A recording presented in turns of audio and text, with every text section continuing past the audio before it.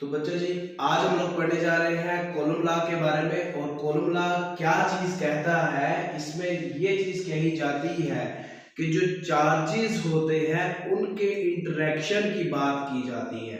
कहने का मीनिंग है, इंटरेक्शन का मतलब क्या होता है कि जब चार्जेस आपस में कोशिश करते हैं मिलने की। अब लेकिन हम ये चीज देखेंगे कि आपके पास, हम सपोज करते हैं हमारे पास एक चार्ज है Q1, ठीक है जी। तो दूसरा चार्ज है हमारे पास Q2, ठीक है। तो हमारे पास एक चीज का आपने ध्यान रखना है कि ये कॉलम लॉ किस चीज के ऊपर बेस्ड है। ये चार्जेस के ऊपर बेस्ड है और फोर्स के ऊपर बेस्ड है, और जो डिस्टेंस इन दो चार्ज के बीच में क्रिएट होगा उसके ऊपर बेस्ड है, ठीक है। तो देखेंगे अब यहां से सेंटर से लेकर दूसरे चार्ज के सेंटर तक आपका डिस्टेंस क्या होगा, r। इन दोनों के बीच में, दोनों पॉजिटिव चार्ज के बीच में जो आपका डिस्टेंस होगा उसको हम लोग r से रिप्रेजेंट करेंगे।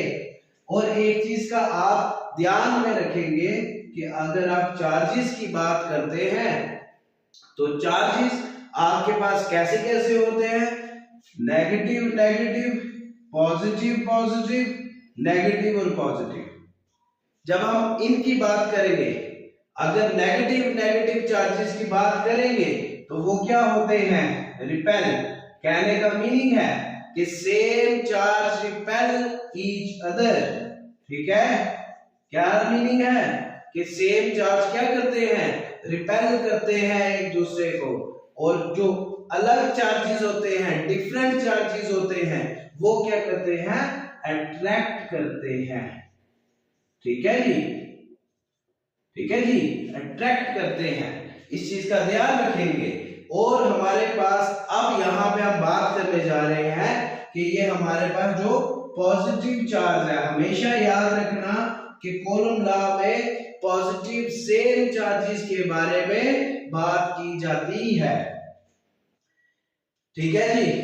अब यहां पे जैसे जैसे हमने चार्जेस को पास में लाया, अगर सेम चार्जेस की बात की जाएगी, सपोज यहां से एक ये चार्ज है, दूसरा ये चार्ज है, जब ये चार्ज पॉजिटिव आपस में टकराते हैं, टकराने के बाद क्या होगा, ये एक दूसरे टकराएंगे नहीं, पहले तो टकराएंगे नहीं। जब ये ऐसे पास आएंगे तो ये एक दूसरे को दूर धक्का देंगे, दूर धक्का देंगे। जब दूर धक्का देंगे, दूर धक्का देने के बाद यहाँ पे जो फोर्स लगेगी उसको किससे रिप्रेजेंट किया जाएगा।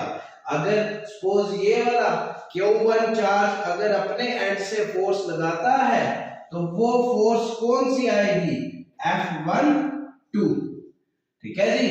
अगर चार्ज F ये Q2 अपने एंड से जो है फोर्स लगाता है, वो कौन सी लगाएगा, F21, ठीक है जी।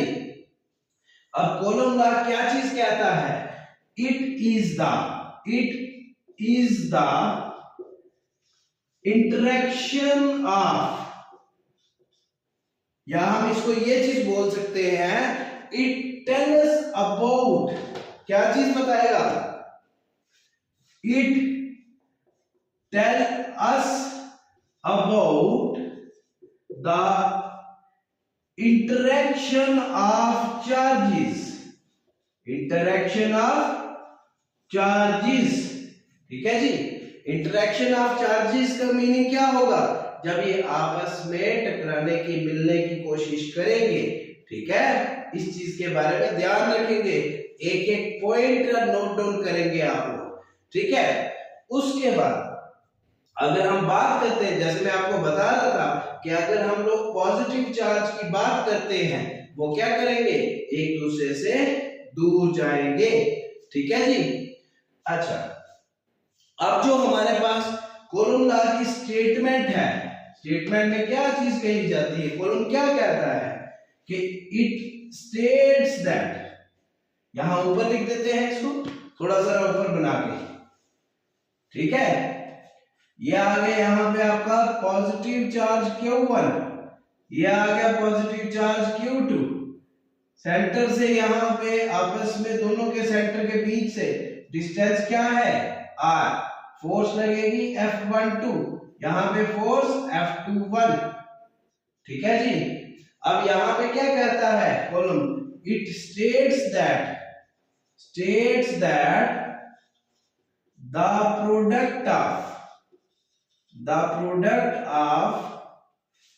the product of charges are directly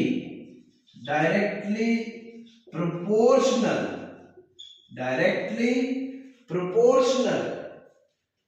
to the product of,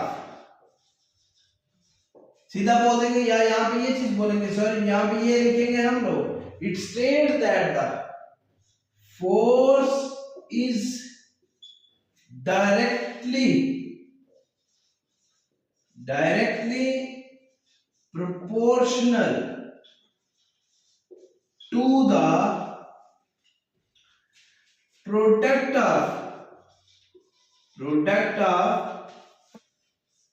charges। पहली स्टेटमेंट जो आधी स्टेटमेंट है, इस आधी स्टेटमेंट में क्या मीनिंग है, क्या कह रहा है, जो फोर्स है that is directly proportional to product of charges, means that is F is directly proportional to Q1 Q2, ठीक है जी। ये आपकी पहली की बात है, जो ये पहली इसने स्टेटमेंट दी है, जो आधी स्टेटमेंट दी है वो ये कही है। फिर कहता है and inversely proportional to the square of distance between two charges, ठीक है जी। क्या बोल रहा है कि दोनों के बीच में जो डिस्टेंस होगा उसका स्क्वायर, लेकिन वो इनवर्सली प्रोपोर्शनल होगा। कैसे? F is inversely proportional to 1/r²। r क्या बताया था मैंने, अभी आपको एक्सप्लेन करेंगे दोबारा थोड़ा और, ठीक है जी। ठीक है बच्चा जी, आप देखेंगे यहां पे फ्रॉम फर्स्ट एंड सेकंड, जब फर्स्ट और सेकंड की बात हो जाएगी, इसमें क्या आएगा कि F is proportional to Q1 Q2 upon r²। जब दोनों को कंबाइन करेंगे, कंबाइन करने पे हमारे पास क्या आएगा, F is directly proportional to Q1 Q2 upon r², ठीक है जी। अब देखेंगे यहां पे बात की है किस चीज की, कि यहां पे चार्जेस है और साथ में आपके पास क्या है, डिस्टेंस है। जब हम प्रोपोर्शनलिटी का साइन हटाएंगे तो वो इक्वल टू हो जाएगा, साथ में आपके पास k कांस्टेंट आएगा अपॉन r², ठीक है जी, समझे हो। अच्छा, अब आगे देखेंगे कि ये चीज तो हमारे पास होगी। अब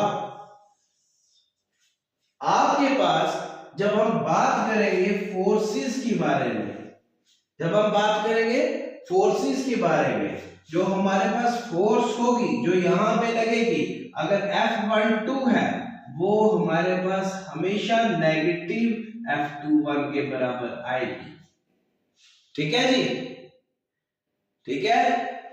उसके